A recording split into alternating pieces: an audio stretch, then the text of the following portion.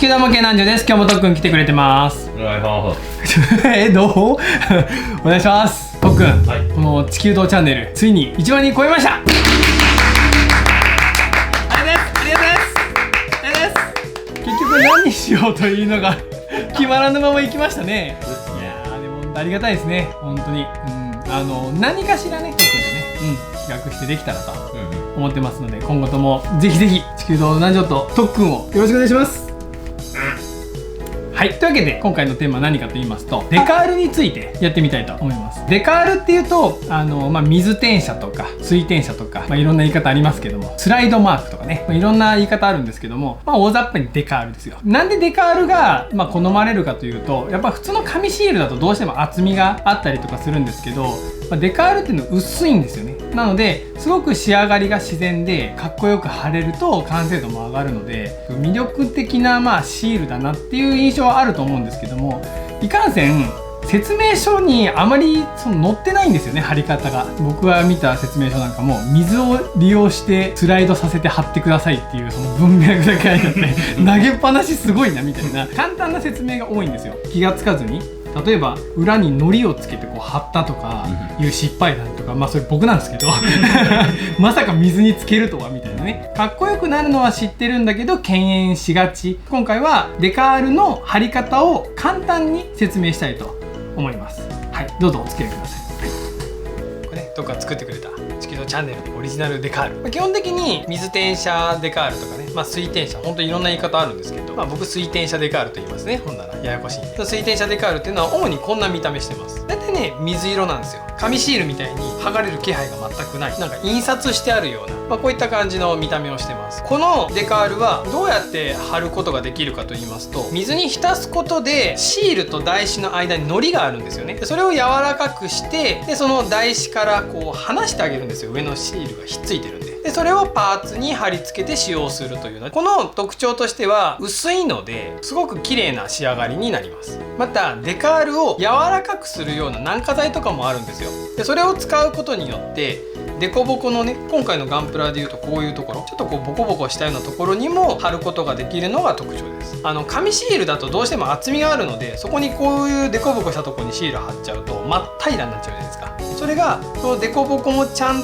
と活かしつつ貼れるのがこういったデカールの特徴になるので、説明できたらと思います。ではデカールを貼るときに主に必要になってくるものを紹介したいと思います。まずは水を入れておけるちょっと深めの容器。今回はウェーブのデカールトレイを使います。このデカールトレイが良くて、引き上げる時のね、ザルも一緒に入っているので、これ非常に便利です。でこれがなくても水を入れる容器と、あとこのザルの代わりにキッチンペーパーとかね、用意してもらえたら全然それで対応できますので、今回は商品案内も含めてウェーブのデカールトレイを使いたいと思います。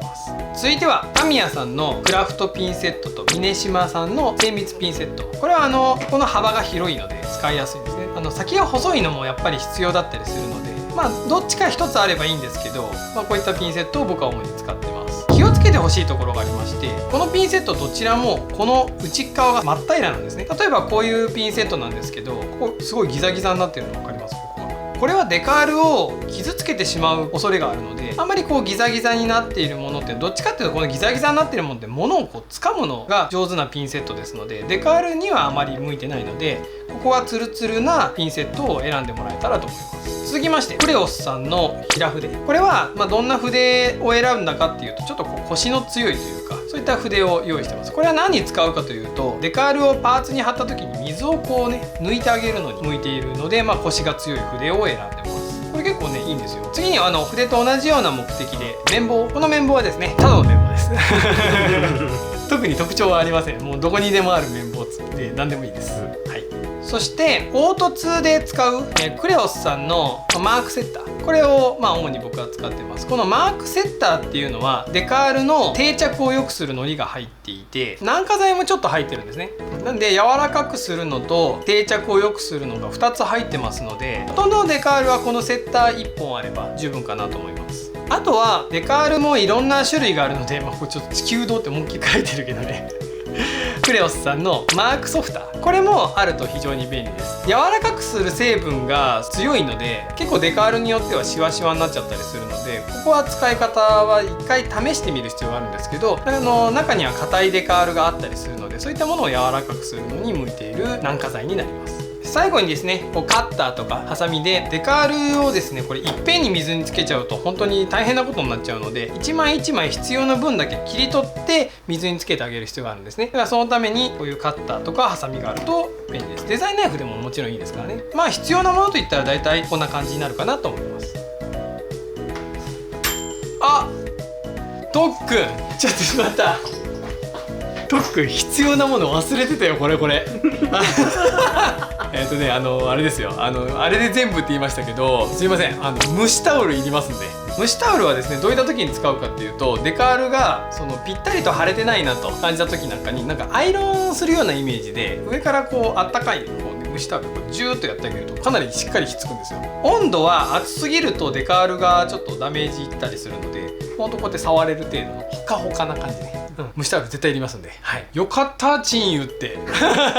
これで以上になります。それではまずはデカールをカットしていくんですけども、今回トックンがね自作で作ってくれたデカールなので印刷で出しているので、このキワキワでちゃんと切ってあげなきゃいけないんですけど、プラモデルの模型に入っているデカールはちゃんと境界線があるので、水に浮かせばその形でちゃんと浮いてくるので、結構いい加減に切ってもらっても大丈夫です。でも今回は自作デカールなので、まあ物差し使ってねきっちりやっていきたいと思います。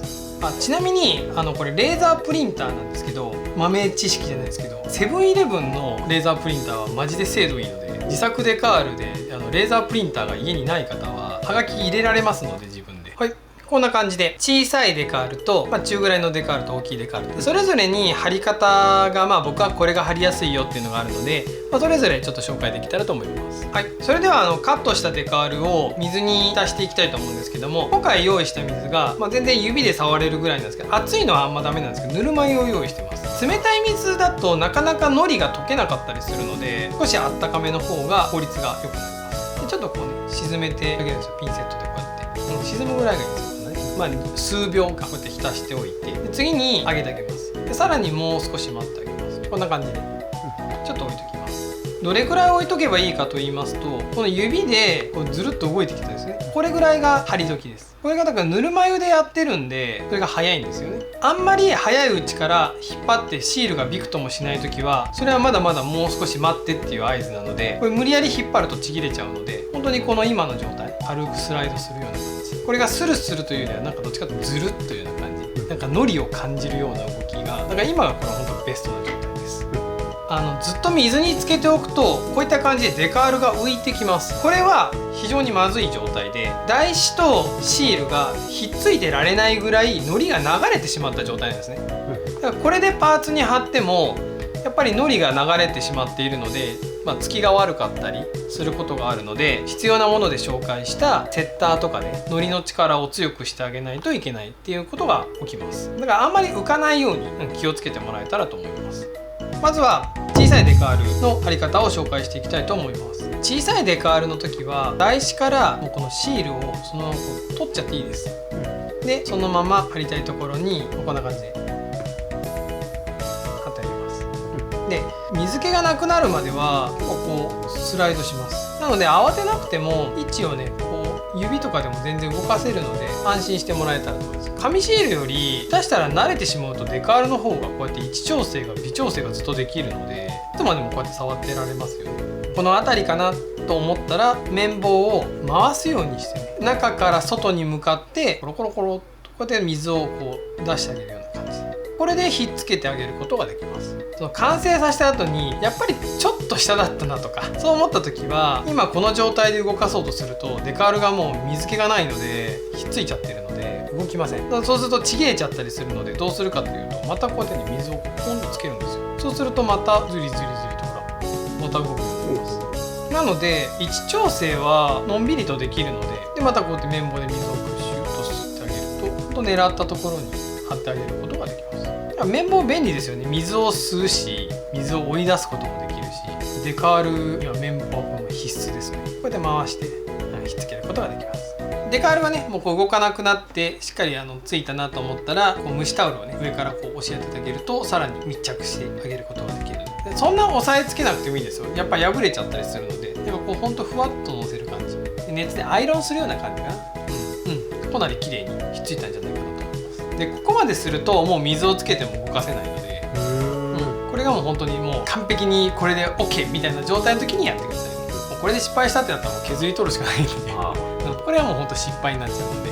蒸しタオルを当ててこう密着させる時にはもう本当にこの場所でいいかっていうのは最終確認してくださいね。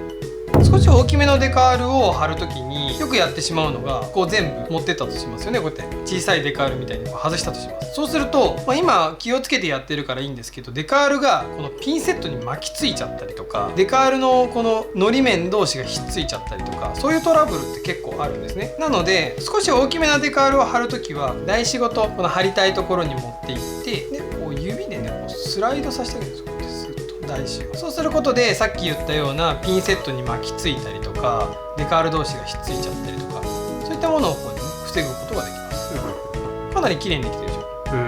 であとは一緒で水分がある間はこうズルズル動くのでここかなここかなっていういい位置を探してもらってでこれでいいかなと思ったら綿棒を内側から外側に向かっていきます。綿棒もやっぱり面積が小さいので綿棒のこの綿の部分がこれぐらい大きくなるとちょっと湿らした筆の方がこう綺麗に水が抜けたりしますのでやっぱこういう時にねコシの強い筆があると作業がしやすいです。こうするとね綿棒だとどうしても一緒にこうグッとね引っ張っちゃってデカール破れたりすることがあるのでいくらこうやって回してうまくやっててもねで時折この筆なんでティッシュとかで水気を拭き取ってあげたりとかしながらそうするとほら動かなくなります。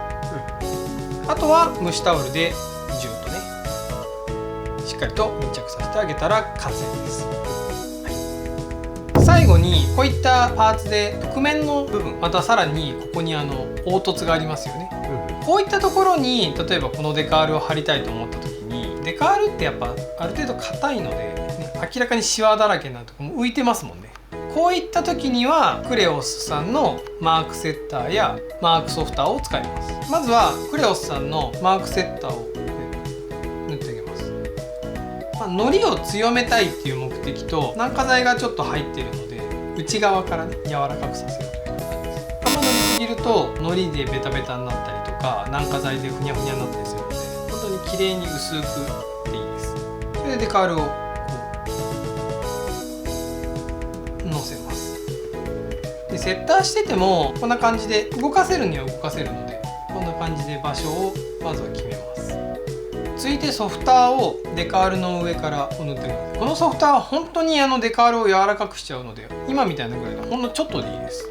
ですぐに作業をするんじゃなくて少し様子見ながら本当大雑把でいいんですけどしなってきたなとかねなんかそういうサインを見かけたら動かしてもいいって感じですね。少し湿らした筆で本当に中心から外に向かってこう伸ばしていきます。するとほらデカールが柔らかくなっているのでさっきあんなに浮いてたデカールが密着してっていうのが分かります。でこの時にまだ柔らかくないなと思ってこうつけたりするんですけど本当にじわじわ柔らかくなるのであまりそういうことはせずに待っといた方がいいです。でよっぽど変わらなかったらもう一回塗るって感じで少しこう時間をかけてあげた方がいいです。で少しこうね綿棒とかでこうやってちょっと押し付けてあげてもいいです。そうするとほらここのモールドがこういうふうにしっかりしてます。しっかりくっきり出てきてますよね。この時のくれぐれもやっぱりこすったりとかしないようにこう本当に上からこう押さえつける感じ。はいこんな感じで曲面にしっかりとね追従してるしここのモールドの跡もしっかり出てきてますよね。こんな感じでソフターとセッターを使うとデコボコだったり曲面にもデカールを貼ってあげることができます。これはやっぱり紙シールではなかなかこういう表現はできないので、だからやっぱりデカールでなんか仕組みが分かって上手に貼れるようになると完成度が高くなるのでぜひぜひこのねデカールっていうのもおすすめですので皆さんこう苦手意識を持たずに、使えるようになってもらえたらなと思います。はい、こういった感じでねもうあっという間にほらこれすごいよねこれ地球堂チャンネル K9 完成ですよ。気に入ってしまったな。このデカールってあれなんかなニーズありますかね地球堂チャンネルデカール作りましたって言ったらね欲しいっていう方おられたらねもう一回これデザインしたんですから、ね、ちょっとこれコメントなんかでご相談いただければこんな感じで100分の1144分の1対応させましょうかなんかスポンサーロゴみたいでね、この肩がね、めちゃくちゃかっこいいですよね。こんな感じで苦手意識が強いなっていう方は結構うちのお店でも聞くんですよ。なんで今回の動画を通してなんだこんな感じなのかっていうね、一番はやっぱりこう水を一滴垂らしたらやり直せるっていうね、こう紙シールと違う良さですよね、そこは。なんかそういった感じで、そのデカールが苦手だと思っていた方が、これは自分でもできるなと思ってもらえたらこれ幸いでございます。でとはいえ言うて僕結構デカールでいろいろな失敗をしてるんですよ。なのでいつかまたねデカールの失敗した時のリカバリー集みたいなものを、なんかできたらと思っていますので、ぜひコメントの方でなんかこういった失敗の時どうするとか、こうするとか、答え付きでもらえたら嬉しいこうするとうまくいきますとかね、質問だけでもいいですし、こういう時はこうするといいですよとかをいただけたらコメントを集めて、なんかそういうデカールリカバリー集みたいなものができたら、すごくまた皆さんにお役に立てるんじゃないかと思いますので、ぜひぜひそういったコメントもいただけたらと思います。はい、それではこんな感じで終わっていきましょうかね。はい、面白いと思った方は高評価、チャンネル登録よろしくお願いします。どうもご視聴ありがとうございました。地球堂デカールコメント待ってます。